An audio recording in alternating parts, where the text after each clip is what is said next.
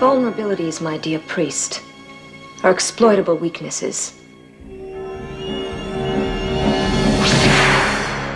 My guest this hour is a singer and actress who may have played the most despicable character in the history of science fiction. Jane Badler joins us tonight. Now, Jane, you were born in Brooklyn, and yet your home base is Australia. How did a local girl wind up down under?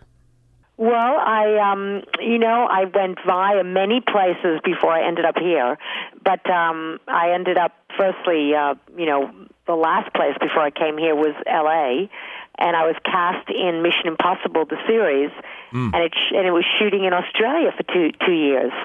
So the second year, I was in Melbourne, and I met a man. I met a beautiful Australian man who I'm still married to, and that's how I ended up in Australia.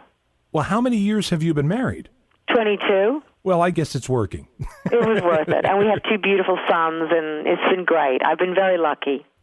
Now, in just a moment, we're going to be talking about your musical career, which I've only recently been made aware of. But as you mentioned, you're well known for your television work, especially the revival of Mission Impossible. But, of course, V. Now, when you got this role as Diana in V, at the time, I'm sure you had no idea that being in a science fiction series meant that you were going to have fiercely loyal fans. Exactly. You have no idea how insane it is. It's crazy. In my wildest dreams, would I have ever thought that 30 years later, I can mention it to almost anyone and they remember it. I mean, it's the far-reaching aspects of that series. And even today, I'm performing in Europe late August, and I'm been asked to sing in Tuscany, and they want to give me the key to the city. I mean, hello. 30 years later. It's quite extraordinary. The minute I think of that series, I think of that scene of you holding a guinea pig over your head and you're about to eat it, and I remember exactly where I was. I've seen a lot of movies and television, but that scene has stuck with me my entire life. I know, and what's crazy is, it's hard to explain why something becomes such an iconic image. I mean, even in the new series, they tried to, recreate that with Morena, with her huge fat guinea pig that was nothing like the little one I had, and it didn't make an impact at all, and I think it's just like, whatever reasons, we don't know why, all the forces come together to make one thing resonate for so long. And I can tell you this because I was at that proper age for that series. I was about 13 when it came on. Yeah, perfect age. Right, and we would have conversations in school because we all watched the miniseries, then we watched the other miniseries, and we were watching the series. That's great. And we would have these conversations in school like, boy, that Diana, she's really evil. And then one guy would say, yeah, but she's really pretty. And then we'd have these conversations about, could you date a girl who was secretly a lizard underneath? And, you'd have to have a deal. She'd have to keep that human skin on. And then one guy would say, well, I'm not kissing that mouth. Not after all those rats and guinea pigs. That's great. I love it. I will say, though, I take this in the spirit it's given, that as the show progressed and the miniseries progressed and the series went on, the more evil you became, the larger your hair became on that show. Yeah.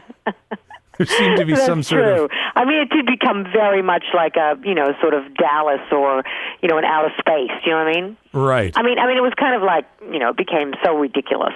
But I have to admit, as ridiculous as it became, I had so much fun. I don't know how anyone could not have fun in these scenes where you strut onto a set and you're wearing these enormous boots and this very angular costume, and then you sort of strike a pose and then deliver the bitchiest dialogue. The killer line. Right, exactly. The killer line. Just zap, there it is, zing. Right. Looking back, I just thought, how did I do that? That was really good. Consider this an early retirement.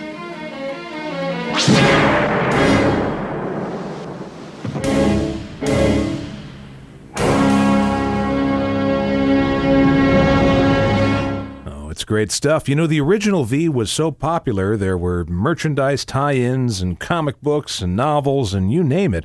And, of course, they brought the show back a couple of years ago, and they also brought you back.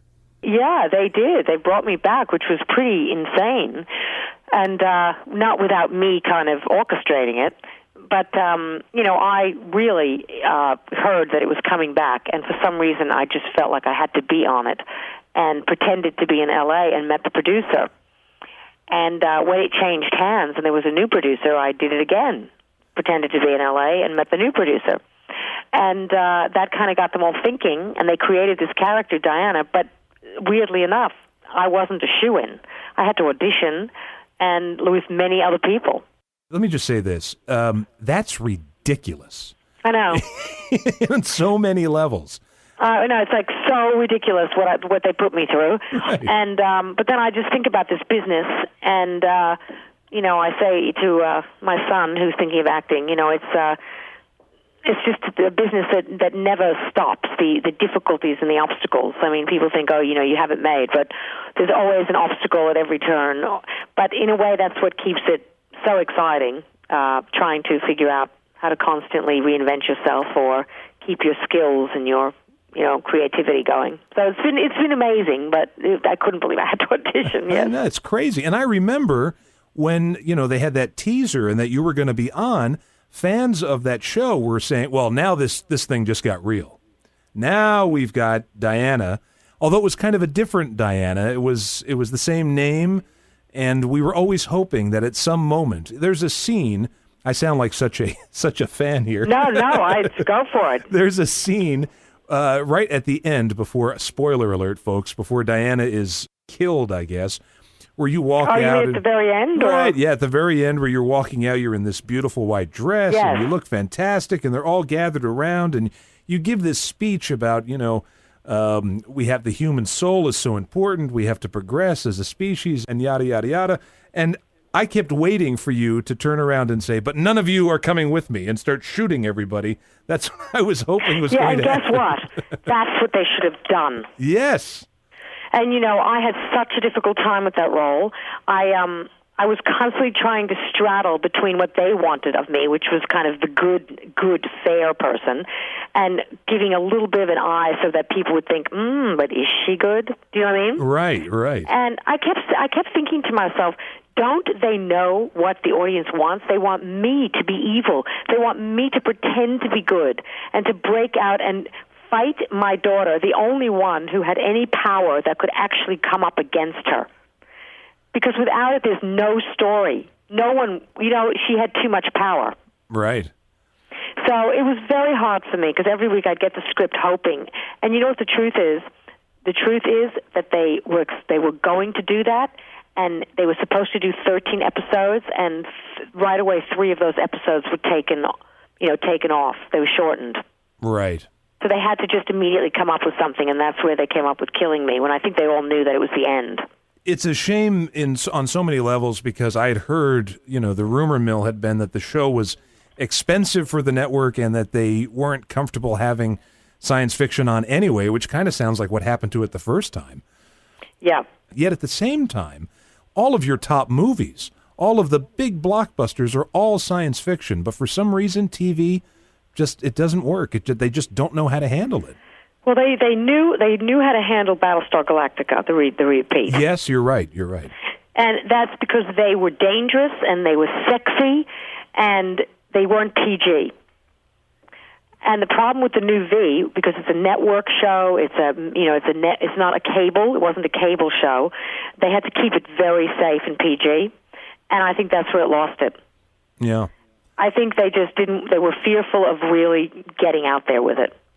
Well, the one positive thing about this is obviously it's nice to have an addition to that franchise, and also it brings interest into the original series. And I don't mean to say anything negative about the new V, but I think that people will continually remember the original series over the new series.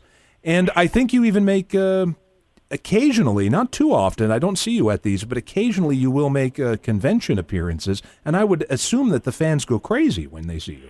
Yeah, well, I don't do too many. I'm not, it's not something that I like to do too often because I'm kind of busy with other things. But I did do one in London, and I think that was the first time I'd done one in years and years and years.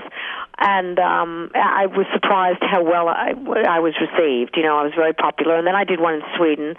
And I am going to be in North Carolina in March at one called the Monster Party, which is going to be so much fun. It's just a big, fun convention, and that one I'm doing next March. Wow. In America. But that's kind of it. I get offered a lot more that I don't do. And it's not like, I'm William Shatner and they fly you in first class and pay you enormous amounts of money. So, that's a different story. Indeed. Now, you mentioned two words, dangerous and sexy, and that leads me into discussing your music career. Yes. Because I feel like I'm about to get shot myself talking to you. Because you're absolutely right. When I was made aware of your music, I thought to myself, well, this could go either two ways, because I didn't know anything about your singing background at all. And I thought this could be really, really bad, or it could be, actually, it's better than what I thought it would be. It's sort of this, it's hard to explain, almost like this goth cabaret, arty Grace Jones meets, especially on Stuck on You, there's it sounds like a little bit like a Depeche Mode, this dark quality to it. Yeah, no, that's that song I wrote, which I'm so proud of. I wrote the lyrics and the music, and that song is, every song I'm about to create with my album that I'm doing in LA is just not a song that happened quickly. They all have huge histories, and that song I wrote at the piano, and I was thinking about obsession and how that keeps us from thinking about our own mortality when we become obsessed by someone. Mm-hmm. And then I tried 4 different versions and met a lovely couple of guys who helped me, found a chorus for me, and then I met a great producer in New York, Mark Saunders, who's worked with Cyndi Lauper, The Cure, everyone, and he produced it. You're giving me something to obsess about, a reason to live, a reason to doubt. That song has been through a lot, and it's out there. I don't have a record company, but I'm very proud of the song. And all my songs have been through a very big journey, and hopefully will end in L.A. with this amazing producer. I'm so excited that I'll be in L.A. for a month working with him. For this new album, is this the second or third album? This is my third album. Your third album. And it's been amazing. The first one, I was asked to just be a singer in a band, in an indie band, and it's a great album. I'm very proud of it. It's called The Devil Has My Double, and it's dark and it's strange and it's minimal, and I think it's a beautiful album. And then the second album, I wrote one song, and the rest were written for me, and we brought in a very famous Australian jazz composer, and he produced it, and it's got the most extraordinary jazz musicians, and it's just this epic album. And this one is more me. I've written every song, and it's electronic. Well, I was telling someone, they were saying, how would you describe Jane Badler's music? And I said, well, it's sort of like, imagine a smoky nightclub in hell. Yeah, and, exactly. And, that's so true. Right. And oh, there's my God, wait till you hear my other songs. You think that one. I mean, they are dark. And I'm doing a show in Sweden at a festival there. And, I'm working really hard on the show now, but I'm very interested in theatricality, so it won't just be like me singing. I'll have, props, and I'm going to wear quite a costume, and I just love all that because I'm an actress, Well, I was going to say, when you write a song, are you thinking of it in terms of a character? In other words, you put yourself in the thought processes of someone who is obsessed with someone else, or, do you think of each song as sort of an acting role in a way? Well, this is the thing. It starts out with my own feelings, my own dark, strange feelings, Okay. Because I have a morbid sort of sense of humor, Right. And some of them go off into these kind of revenge fantasy things where it's almost like True Blood or something, you know, where someone's kind of left you for a younger woman who he's draping in Gucci, and you're kind of planning his demise, and you see the funeral where, you know, his head is crushed and she's wearing red and you're wearing black. Oh, my Do you know goodness. what I mean? Yeah, and like sure. that sort of thing. I go off into these fantasies, and it's kind of really dramatic and fun, but all to electronic beats, you know? Right. Yeah, so it's cool. I think it's very different what I do, and I don't think there's a lot of people doing it. And I'm a mature artist, so I don't have the expectations, of course, that if I was young, you know, to conquer the world. Well, I have news for you. With the music industry the way it is now, I don't think anyone's really conquering the world. No, exactly. You're right. It's so hard. You just got to do things that you think are good. Just get good stuff out there. I have to ask, though, and I don't mean to pry, but you say you've been married for so long to your husband. Does he ever hear these songs and think to himself, I better be on my... these songs and just roll his eyes majorly? Yes. Thinking maybe I should get a food taster or something. Yeah, exactly. No, look, you know, just because one is happily, you know, married doesn't mean that they haven't been through things, you know? Sure. Life is not from A to, you know, life is complicated. And it's not always as it appears. And so, you know, things have happened to me, and things have happened to me before I met him. I had quite a you know, an upbringing that was not a safe, kind of calm upbringing. So a lot of it comes from your own childhood. Yeah, I think it's formed me, and it's also formed the roles I'm attracted to and the types of songs that I write. One of my favorite titles is the I Want a Lot of Boys to Cry at My Funeral. Yeah, it's so good. I love it. I mean, this was written for me, and so is a song called Snow Carnival Queen, which is a great song, I Want a Lot of Boys to Cry at My Funeral is, you know, about an aging diva who, you know, if she could lay out, if you said to someone, what do you want at your funeral when you write your will? You know, what I want a stream of beautiful young men all thinking, you know, it's a narcissistic, ridiculous vision. Do you know what I mean? Right. You know, all sitting there sobbing over you.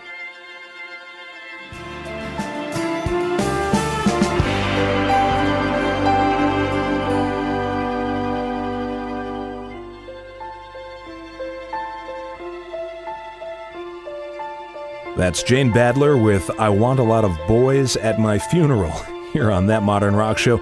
Jane Badler joins us as our guest, and I know you're playing all over Australia and you're performing in Europe. Any plans to come to the U.S.? In my plans, that's going to be the next step.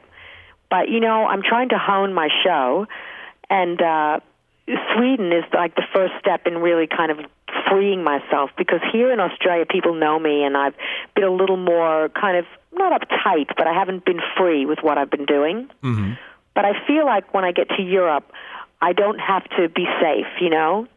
I can wear my latex catsuit, and I can really kind of wear masks, and I can really kind of do anything my imagination tells me to do. If someone wanted to find out about you and find out where to get your music, where would they go to get that information? Well, my website, which is Jane Badler, and I'm just about to release an electronic press kit onto my website, which is just me talking with all my music, which is about all my performances. It's really cool. I worked with an amazing guy here, so it's like a 5-minute just interview with me talking about what I'm up to. And that's going to be on my website very soon, like probably in the next few days. And you've got videos on YouTube for some of the songs. Yeah, I've got 4 music videos, and fans always put stuff up, so there's just ridiculous amounts of stuff up there. But also Twitter. I mean Jane Badler. I'm on Twitter, and that's kind of I'm a kind of a little obsessive with Twitter. So I answer fans, and I also probably Twitter about 4 or 5 a day. So right. I mean that's not that obsessive, but I think it's kind of obsessive. And there's Facebook, of course. Yes, I'm not. I mean, I'm on Facebook too, and you know, but I love Twitter because it's so easy and accessible. Do you know? Sure. But I'm on everything. I'm sort of, you know, I enjoy it. I enjoy the interaction. Before I let you go, I'd like to go back to something you just said a moment ago about feeling more free performing in Sweden than you would in Australia. Is that because the film and television work you've done is perceived differently, or people in Australia have a preconceived notion about you? I'm not as V, and most of my shows that I've done in the past have not been that popular in Australia. I mean, they were popular, but nothing like Europe and the States. Right. But mostly because of my marriage and the type of, people see me more as a, I'm married to someone who's not, I wouldn't say well-known, but he's quite an important businessman. Mm-hmm. And so people see me in that light as a, someone who has to kind of not be too crazy. Do you know what I mean? Right. I see. I have to keep the conservative sort of... Gotcha. Not conservative, but, if I do a show and all my friends are in the audience, or friends of friends, or friends of friends of friends, and I sort of start getting into fetish gear or something, Right, I mean, God forbid. Not that I do, don't get me wrong. I'm not going to be, just not get carried away here. I'm trying to think of what kind of show you're going to have. No, it's nothing like that. It's pretty, But I'm just saying, I still feel that I try to keep things in parameters as a pretty, just a chanteuse. Do you know what I mean? Right, I see, yeah. And there's something very freeing about going away where no one knows you personally. And if you were to come to the States and perform in, let's say, New York, you could probably pack the place just based on your association with V and your other acting roles. And then the bonus would be that people would come for that, but they'd leave loving the music because the music's so strong. Yeah, no, absolutely. I would never, I'm kind of the sort of person that would never do something unless I thought that I could deliver a product that's pretty good, Yeah. And the thing is, like, even this Tuscany thing, like, some promoter called me and he said, I can get you in here and here. And he goes, the truth is, Jane, they don't even care about your music. They just know that they could fill the room. And I thought, okay, who cares? There was a time where I would have gone, excuse me? Right. But actually, now I think, well, no, I know that I have a good product, so they'll love what I'm doing. Otherwise, they would never have me back, and that would be the end of it. Right. So I'm just really lucky that I can have, that I have the influence from V, that people are willing to let me come into venues and in Europe and in the States. I mean, how lucky is that, Yeah. And I even play on it, I mean, really, being in a jumpsuit, let's face it, that's kind of a play. Right. On the endless femme fatale that still is the femme fatale. Do you know what I mean? I do. You know what? Yeah. This has been an absolutely fascinating conversation with you. Oh, thank you. I want to thank you so much for agreeing to do this, and I do want to encourage all of our listeners to go over to janebadler.com. Once you get over the fear of Jane Badler possibly shooting you or eating a rat or whatever. Well, they won't after this interview. They'll see how nice I am. They're going to say, oh, she's a sweetheart, apart from the fetish gear. Yes, exactly. Well, no, yes, I get carried away with that. Yes, right. Just a whip here and there. Just a whip, right? Yes. Well, thank you so much for coming on the show. Oh, thank you so much. That was great.